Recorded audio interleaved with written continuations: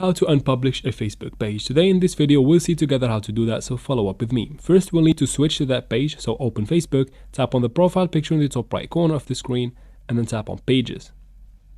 From here tap on that page that you want to unpublish and from here tap on Switch in the bottom. Just like that you have switched to that page. Once you do that, tap here in the top right corner again and this time tap on the gear icon right here. Now from here tap on the search bar in the top and search for delete. You should get one option that says delete page and information. Tap on it.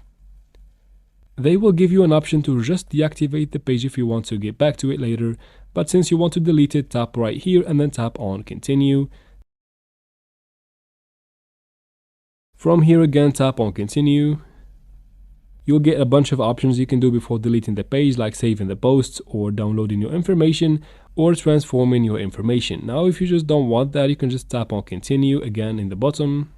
And now from this page write your password correctly and then tap on continue right here again, and just like that the page will be unpublished and deleted. And that's how you do it, guys. I hope this video was helpful. Please like and comment down below. Don't forget to subscribe for future videos like this one, and thank you very much for watching.